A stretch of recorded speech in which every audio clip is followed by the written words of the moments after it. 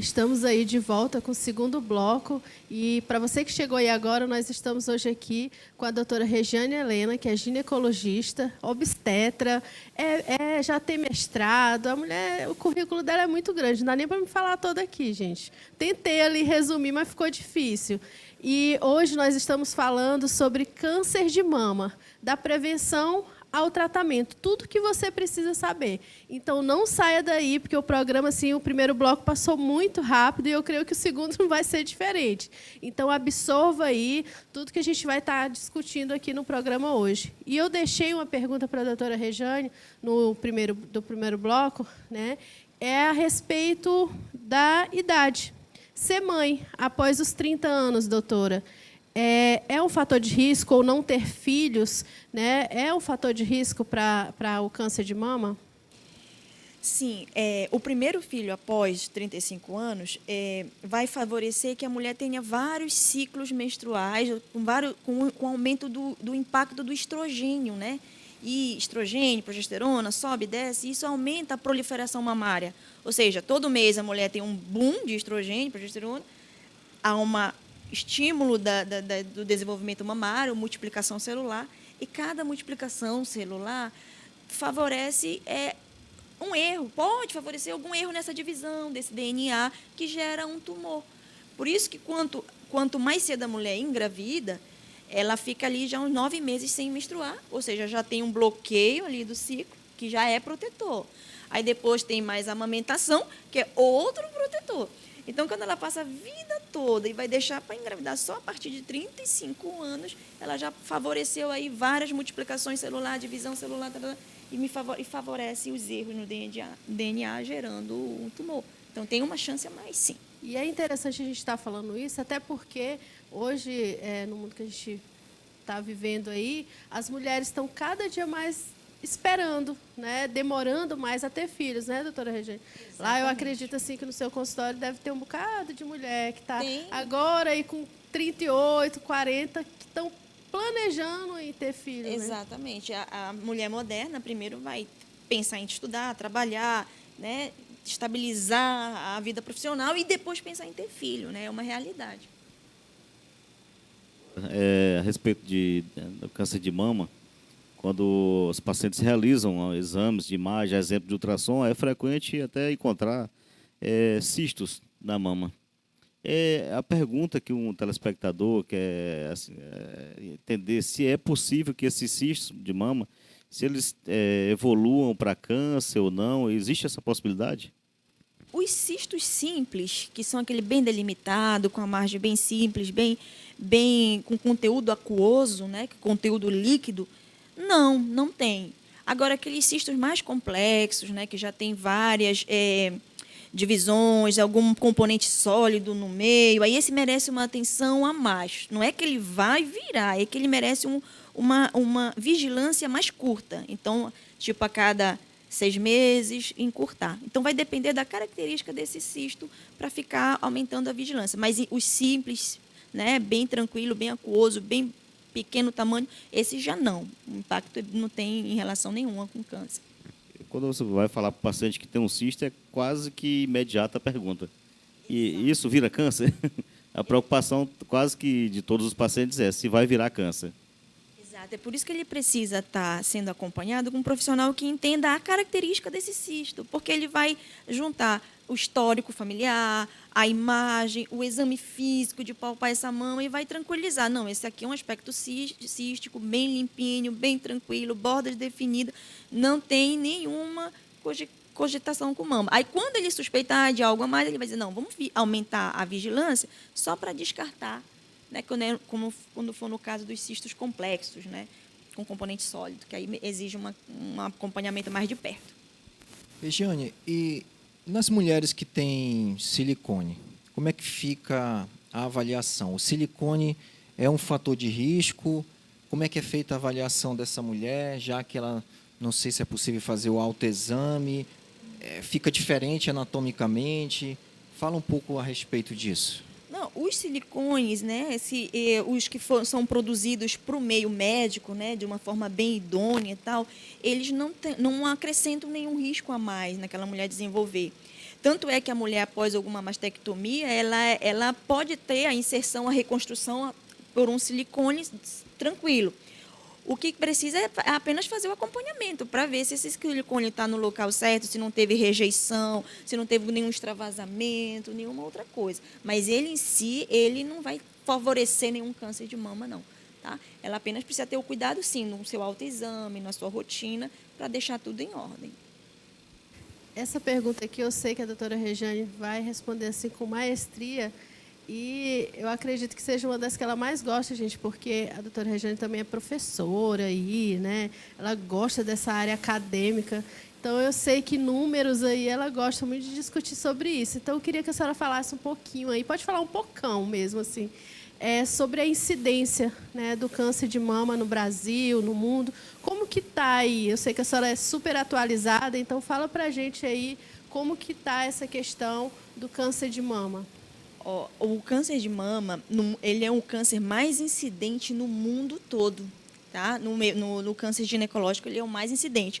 Ele perde apenas por câncer de pele não melanoma nas mulheres, né? No Brasil, na maioria das regiões, ele também tem a prevalência maior dentre os cânceres ginecológicos, exceto na região norte, que aqui ainda o câncer de colo, dentre os ginecológicos, ainda passa um pouquinho do câncer de mama. Tá? O de mama ele corresponde a uma incidência prevista para esse biênio de 2018 2020 em torno de 66 mil novos casos. Né? Então, são bastante casos assim, incidentes nesse biênio. Tá? E tem recorde também na mortalidade dentre os cânceres ginecológicos. Tá? Na região sul, sudeste, onde são mais incidentes, estão com uma taxa aí de incidência de 17% a 14%. Tá? E na região norte, ele é um pouquinho menor que o de colo. Tá? Pelo perfil da mulher ainda na região norte, um número maior de filhos, né? Exatamente, acaba uma genética diferente também, ele é um pouquinho menor. Mas também estão meio que igualando aí. A taxa de mortalidade, então o câncer de mama é o... Dentre os cânceres ginecológicos, né? Ele é recorde, sim, na taxa de mortalidade. Estava até lendo uma reportagem que fala que a cada 12 mulheres, uma até os 90 anos vamos dizer assim, vai ter o câncer de mama, né? Exatamente, exatamente. Ele é um câncer mais incidente, né? Principalmente em estágios mais avançados, ele compromete mais ainda a mortalidade, aumenta ainda mais a taxa de mortalidade. Tá vendo, mulher? Por isso que você precisa ter cuidado. A gente vai falar aí, daqui a pouco a gente vai estar falando aí sobre tratamento, sobre os exames, né? Da importância de você estar se cuidando. A prevenção sempre. Em primeiro lugar, sempre a prevenção. Doutora, agora fala para os telespectadores a respeito do uso do sutiã, apertado ou não, o material que é feito, se ele entra nos fatores de risco para o desenvolvimento de câncer de mama? Não, ele não entra porque ele não vai ter aquele poder de alterar o DNA daquela célula. Ele pode, sim, aumentar a dor, o incômodo, por pressionar muito constantemente aquele local. Então, ele pode causar uma dor que não está relacionada ao ciclo menstrual. Então, ele pode, sim, causar dor, mas o câncer em si, não. Apertado ou não, o uso de material metálico, nisso não interfere não, nada, ele não interfere, mas é sempre recomendado que não se use, porque senão vai atrapalhar ali a circulação local, acaba prejudicando a dor, pode dar um edema local, tá? Favorecer outras coisas, mas não o câncer em si. É uma dúvida que a gente escuta. Eu, pelo menos, assim, já escutei várias mulheres em algumas palestras perguntando a respeito realmente do sutiã, que incomoda, se vai ou não lá na frente causar algum problema maior, né? Então, assim, é uma dúvida que sempre gira, né? Eu acredito que já chegou lá para a senhora também no consultório, Já né? chegou. A gente sempre orienta a usar conforme o tamanho da mama, para dar um conforto para ela e não causar dor. Só que não tem esse poder de causar lesão lá no DNA da célula e levar É um mito, câncer. né? É um mito. É um mito. E o desodorante? E Desodorante. antitranspirante, é mito ou é verdade? O desodorante também, ele não tem correlacionando essa mudança, esse poder de ir lá na célula, causar uma mutação e levar a um câncer. Ele não tem, tá? Não está correlacionado a um risco maior o uso do desodorante ou não. Okay. Em relação ao autoexame, né, que a gente vai entrar agora um pouquinho para essa parte aí de prevenção. Existe um dia certo, um período certo para que essas mulheres estejam realizando o autoexame? Sim. Para as mulheres que ainda menstruam, elas precisam realizar o exame no 7º dia após a menstruação. Tá? Aquelas que não têm mais o ciclo menstrual, elas escolhem um dia no mês para realizar o seu exame.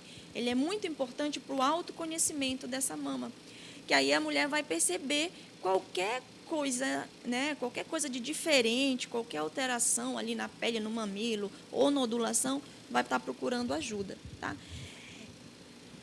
E após o autoexame, o paciente não detectar ou não conseguir, doutora, localizar nenhuma alteração, ainda assim é necessário ela complementar essa investigação, complementar a avaliação, ultrassom, mamografia ou exames que possam complementar o autoexame?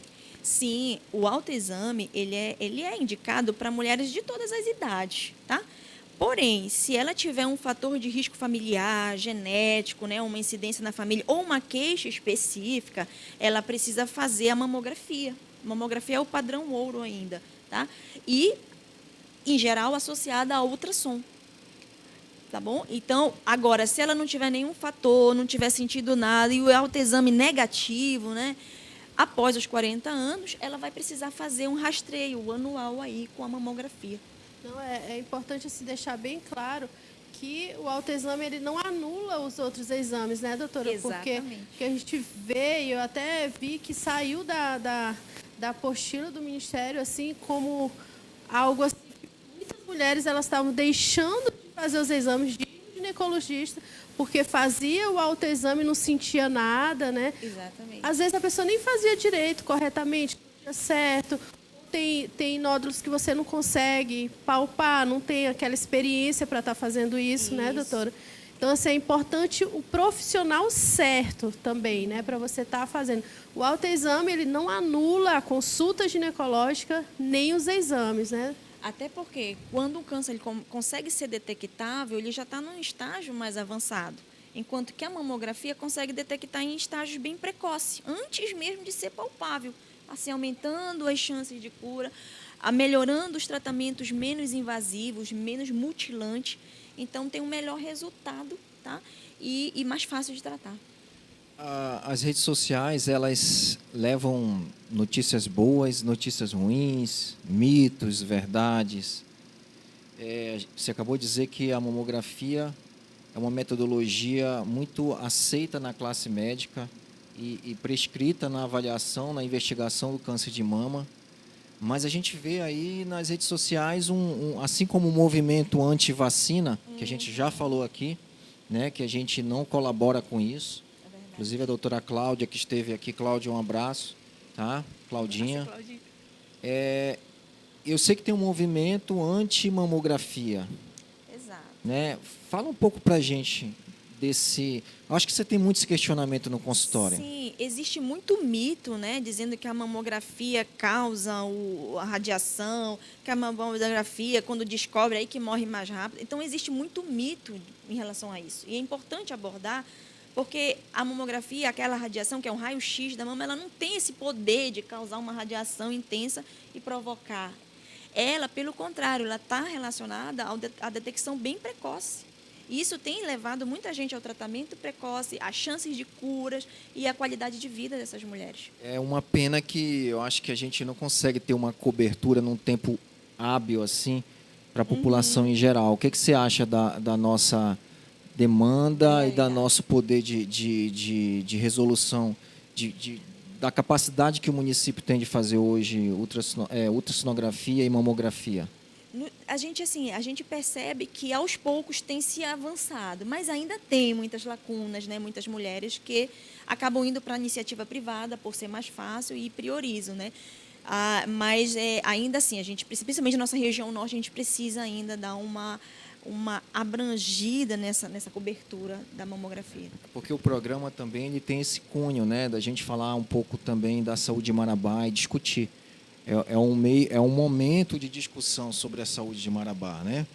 Então a gente sabe que isso não é somente no Brasil, em Marabá, mas em todo o Brasil que acontece. Então a gente fala muito do Outubro Rosa, mas a gente precisa colocar aqui que ainda nós não somos suficientemente, né, Regiane, Exatamente. capacitados para fazer essa cobertura de rastreamento. Precisa de uma... né? Eu sei que tem melhorado a cada dia. E sabe o que se observa também? Às vezes é até ofertado o exame, mas a qualidade ainda é muito ruim, aquela que não dá uma incidência boa, uma técnica que ainda fica comprometida, né, pela qualidade da imagem, principalmente em mamas densas, que precisa de uma acurácia melhor. Mas uma outra situação também, doutora, que acaba percebendo que ainda assim, apesar de o Outubro Rosa veio para orientar e levantar a questão do cuidado da mulher, mas ainda assim eu vejo, não sei se essa é a visão dos colegas também, que ainda se faz necessário mais campanhas de esclarecimento do quando fazer, o porquê fazer, onde fazer, porque até infelizmente chega essa época de política, muitos políticos tomam por bandeira de campanha e até prometem coisas que não são adequadas, colocar mamografia em todos os postos. Essa questão que, como técnico de saúde, a gente até discorda, né? Mas, uma vez a mulher fazendo a mamografia, dando normal, com quanto tempo ela precisa repetir? Como é que ela precisa entender para que não entre num questionamento que não está conseguindo, mas fez recentemente? Como é que ela pode se orientar, estar orientada se ela está fazendo o exame dentro do período correto, da maneira correta? De 40 anos a 50 anos, é recomendado a repetição anual da mamografia, porque é nesse intervalo onde há um crescimento maior de um tumor, ou seja, ele consegue ter um crescimento maior devido ao hormônio circulante que essa mulher ainda tem, que é maior. Depois de 50 anos, se tiver a mamografia normal, não tiver nenhum daqueles casos que tenha um fator de risco aumentado, pode ser a cada 2 anos, depois de 50, entendeu? Mas o importante é ela estar sendo cuidada com o seu médico, ou ginecologista ou mastologista, que vai estar orientando, porque cada caso é um caso, né? Às vezes a mulher tem uma queixa, eu posso fazer antes, eu posso fazer com um curto intervalo de tempo, ou se surgir algum nódulo, alguma coisa suspeita, em vez de ser de 1 ano, eu posso fazer em 6 meses. Então, cada caso é um caso, mas, de uma maneira geral, após 40 anos é anual. De 50 em diante, se não tiver nada, admite-se a cada 2 anos, mas depende de cada caso. Gente, olha aí, ó, já acabou o segundo bloco, já acabou. E você não saia daí, fique ligadinho, né, no nosso programa. Não esqueça de entrar lá no nosso Instagram, curtir, tá? E baixar o aplicativo Missão Saúde, tá? Vai lá no Play Store e baixa o aplicativo. Lá também tem alguns vídeos da doutora Rejane, né? Que ela é uma parceira nossa, né, doutor Vilde? Lá nos vídeos de esclarecimento, umas palestras, umas dicas super bacanas. Então, entra lá e baixa o aplicativo. E não saia daí, que já já a gente volta com o terceiro bloco. Fique ligado.